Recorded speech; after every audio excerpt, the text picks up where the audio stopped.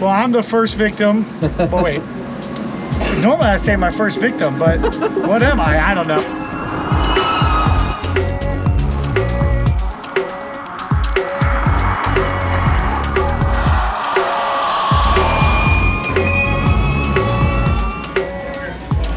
What is going on, friends? I am at Charlotte Motor Speedway today for some all-electric exhilaration fun. We've got the F100, which I'll show you, which is basically a Mach-E GT under.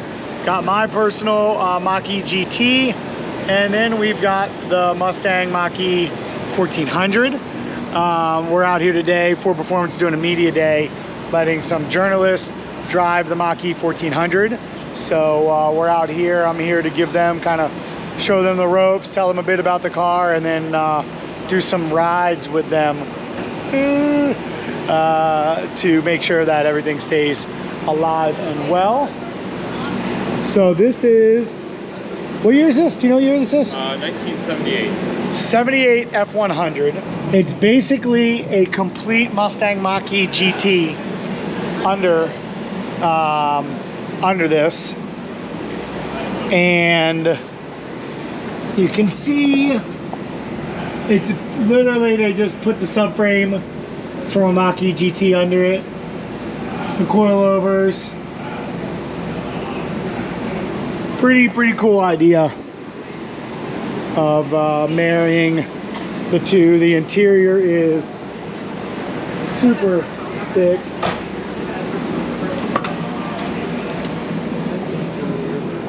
Pretty rad. Mach-E GT seats, the whole, everything from the inside all works. They did a really nice job building this. Really sick colorways here. And then we've got my personal Mach-E GT, which I'll do a full drive review on this at some point, but I'm really enjoying it. In fact, I'm like shocked how much I like it. In fact, Abby said it's the best car she's ever driven, which is a pretty big statement. We've got the Mach-E 1400. Right now it's on the charger. And we've also got our new cooling system, so cooling cart. So when you charge an electric vehicle and when you drive it, it generates heat. So that's been our biggest holdback from drive times is temperature. So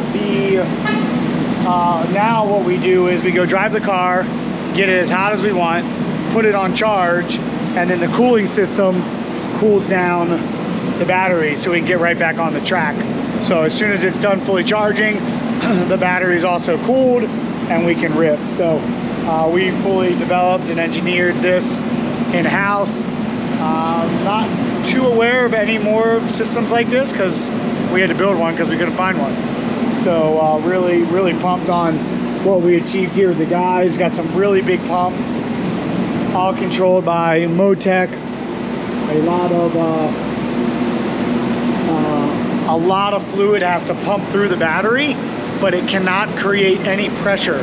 So we have a pusher and a puller pump effectively that keeps pressure under 1 pound throughout the entire cooling state. So there's a lot of algorithms in there, sensors, things like that, so that we don't get over, we don't get over that pressure and damage the battery. So it was quite the development project, but we made it happen and it works unbelievably.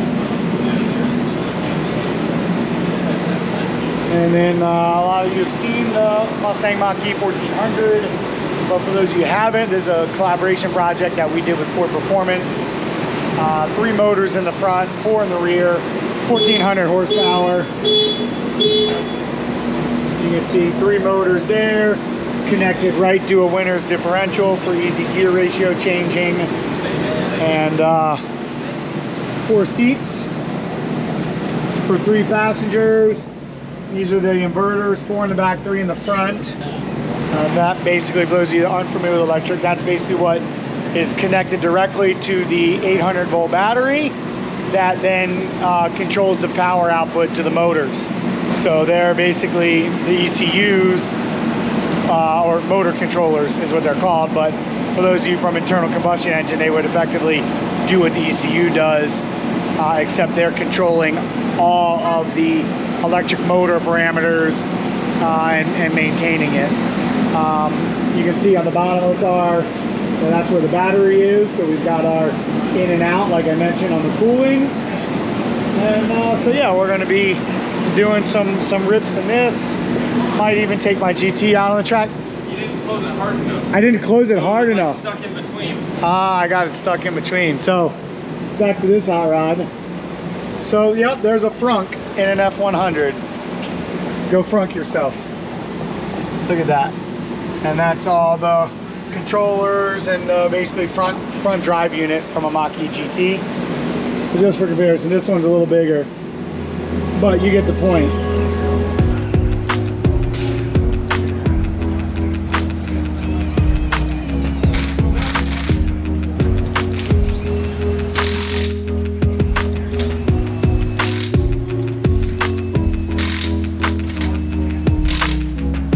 Well, I'm the first victim. Oh, wait. Normally I say my first victim, but what am I? I don't know. So Jonny Lieberman from Motor Trends going for the first rip. I'm here in the passenger seat, not where I normally live. Are you a good passenger? I'm a pretty solid, sometimes passenger. I had one time I had Ken Block sitting there. Oh, Ken does not like it at all. The worst.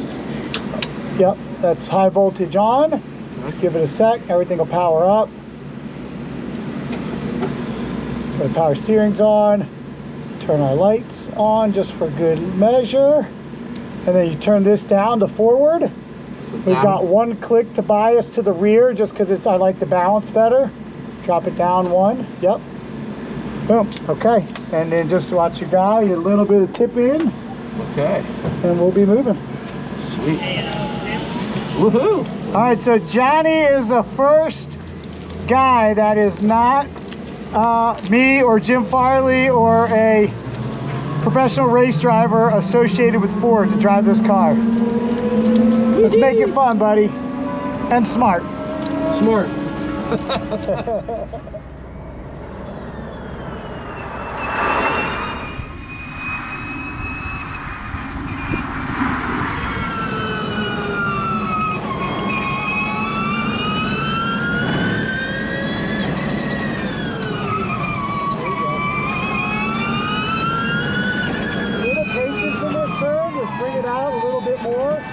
There you go, a little bit wider, yep.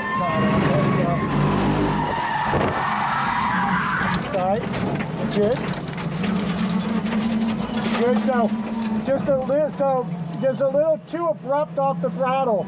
So a little more patient in that turn and just keep steady throttle. Because when you do that lift and it's unweighted, the regen comes in. Right. So just a little bit, you're good, don't stress it. Okay, cool.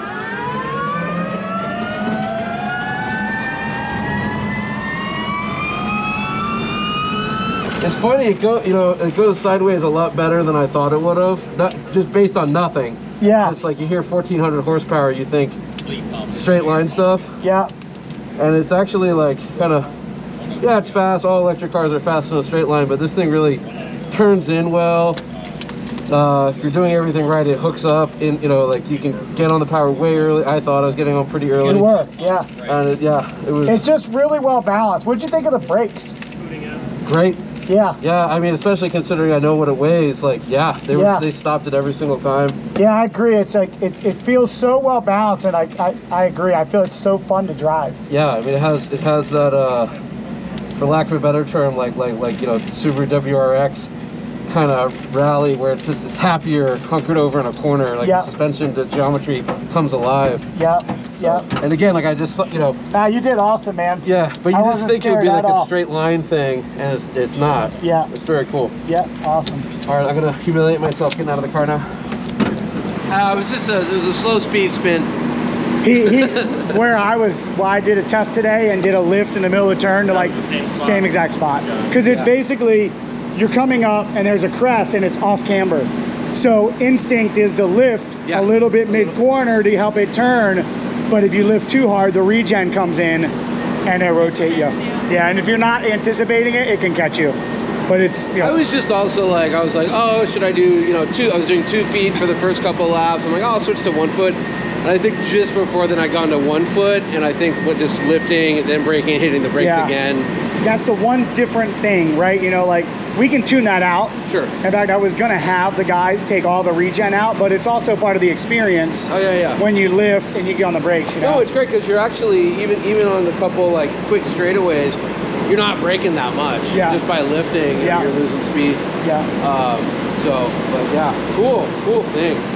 And like, it's funny too, like being outside of it, it drives much tinier than it looks. Right?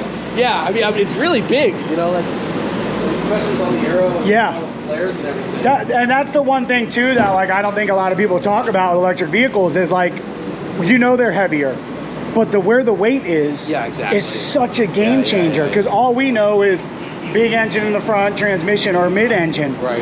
And yeah, everything's definitely, it's literally like it's just pulling the car down, you know, and so it feels super nimble. To me, this thing turns in like a go-kart.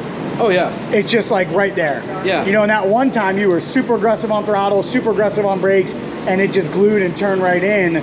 Like it felt really good. Yeah.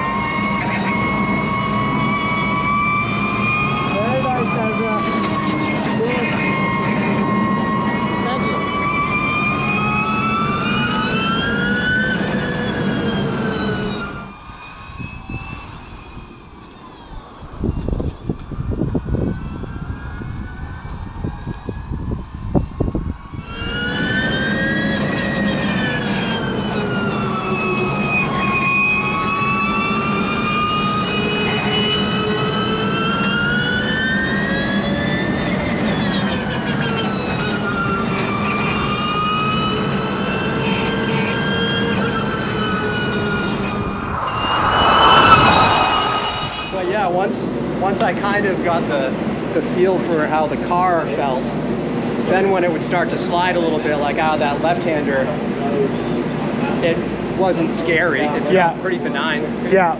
It's super well balanced. Yeah. If you go too far with it, it can go, but like you were right there at the limit, and when you felt it, you made the right corrections. It was really solid. What'd you think about the experience? That was fun as hell. I mean, that's what I was hoping for out of this thing. Yeah, you know? yeah. I enjoyed it. Thank you. What were you gonna say? I was gonna say it's unlike any race car, probably ever. You know, I mean, because it is heavy, but it's also super powerful. Yeah. But it's got all the race car stuff coming at you, except engine noise and no shifting. Yeah. But it does have noise. Like, did you feel that you had a perception of speed from the noise? Yeah. What is it, gear wind? Is that like straight out gears or something? Yeah, that's the differentials. That's cool. Yeah. So for me, like, we know it's heavy, right? Because it's got a massive battery, and it's obviously, you know, a 4-door vehicle. With 7 motors. Right. How did you feel though, like, about turn-in and like the weight management of it? Well, other than having to get used to the fact that when you're on the brakes, the steering weighted up so much. Yeah. That was what the first couple laps I was like, whoa, what, you know? Yeah. When you get when you're trying to trail brake, you got to really put muscle into it. Yeah. But yeah, once the tires warmed up, the brakes are awesome. Yeah. Yeah. This track didn't so much allow you to open it up, but you got to feel it a good amount. Places. Yeah. That's why on the first corner down here, I was going into it slow for one reason: the wall is right behind you, or on the outside of the corner. But also when you get it set up in that, when you stay high out there, and then kind of get it set up, then you can, if you sort of late apex that, you can go stand flat, on it. You can go flat for a little bit there. Yeah, and the other thing too is we've got this geared a bit long for this course. Oh yeah? So if we change the gear, the acceleration multiplies like crazy. What's it geared for right now? Right now, rear's 130 and front's about 150. And you were probably getting about 94, 95 out there. So if we were to bring the gear back to say 110, yeah. What's your drift gear? we use about a 95, 98 mile an hour for like small areas. But if I'm doing like large areas, we'll go to like a 160. Like when I was doing Faroe Islands, like some of those big sweepers, we were at 160 mile an hour gear. It's very gear sensitive because there's no gearbox, obviously. Right. So it's all about the final drive. Exactly. I think personally you could have handled a little bit more just because of your ability behind the wheel. Of course. But no, you're really good. You're a good driver. You're respectful and you have really good car control. So well, thank you. Nice work, buddy. So we're doing a bit of maintenance here, just some fresh tires, getting it charged, cooling it down, and just checking over systems. So I'm gonna take the Mach-E GT out on a track. I've never had one on a track that I could just enjoy. And I'm also gonna see if we can do donuts or if it slides around at all. It is all-wheel drive, but I'm gonna put it in unbridled mode, turn the Vance track on, and see what it can do. So let's try it.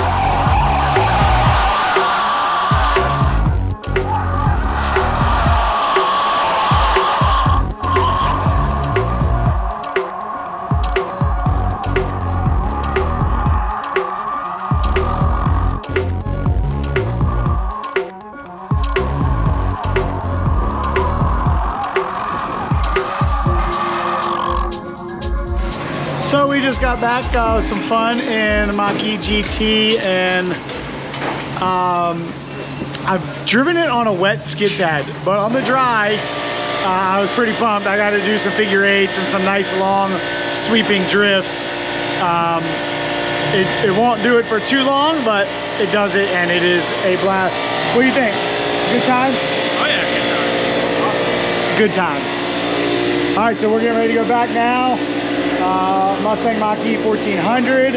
Have our last journalist going to take it for a rip. And yeah, what do we see here? See one here, one here, one here, Yeah, one here. yeah. And they're basically all cracked. Yeah, so Ezra was ripping, but he was doing a lot of threshold braking super early. I think he's like really liking the feeling of the brakes, and I just let him do it, but it did too much heat and damaged the rotors. So good learning lesson. Team found it, and we got a new fresh set on. We'll get back out there.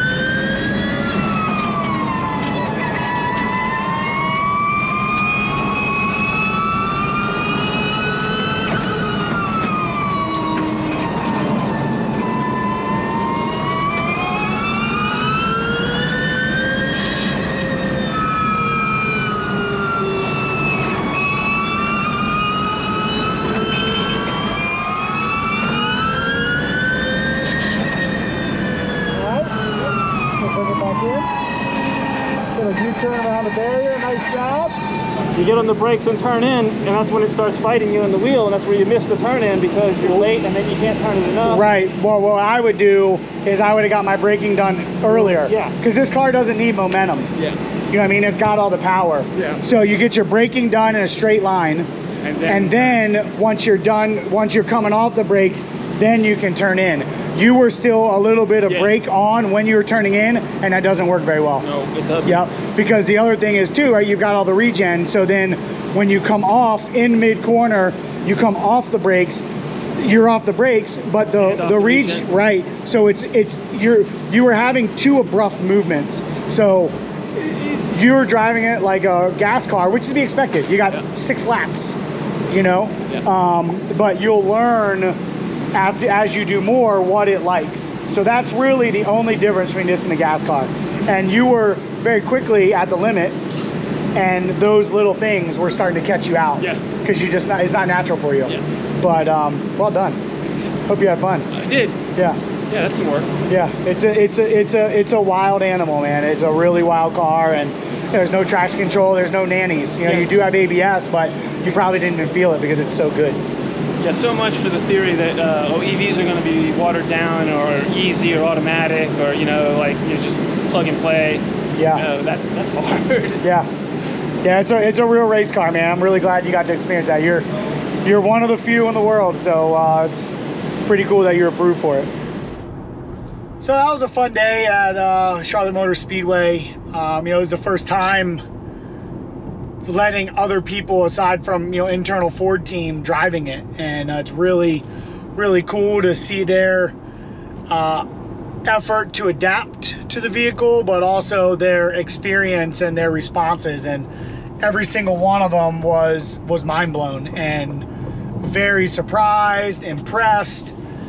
And it's like driving a unicorn. There's not many vehicles out there like this. I mean, the IDR is really the only thing that the Mustang Mach-E 1400 can be compared to, but the Mustang Mach-E 1400 is capable of a lot more experiences and types of driving. And so it was really cool to see them try it and like it. And it was also fun to get my personal Mustang Mach-E GT Performance Edition on the track. Initial thoughts are it's very fun. It's not a track car, but it does enable you to go out. I think it would be a lot of fun at autocross. I think you would get a lot more duration. But on a faster, harder track, definitely run into some power cuts and hit the limits of the vehicle, early. And it's frankly to be expected. The one unexpected thing is I did not expect that it would do donuts and big sweeping drifts. So that was definitely pretty cool. A lot of new fun experiences with electric and I'm grateful to have the opportunity to kind of bounce between both. I just got my Mustang Mach-E GT, and I'll do a deeper dive into it later, but my initial impression is that